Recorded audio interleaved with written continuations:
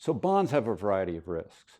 One of them is you own a guaranteed payment over time that will mature at a date in the future when you get your principal back. But if there's material inflation, the value of your principal is less. Risk one.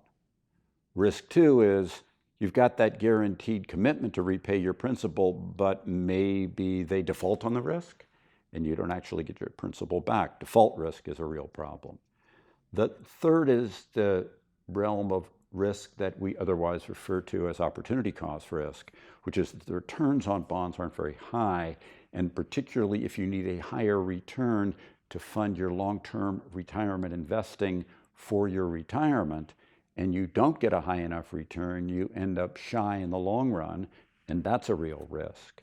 So those three are then wrapped around the central feature that rising interest rates make the price of your bond go down, falling interest rates make the price of your bond go up. And in today's world, where long-term interest rates are very, very low in America and more so all over the world, the risk is that we revert at some point to higher interest rates, which makes the value of your bond fall, and that in and of itself is a real risk.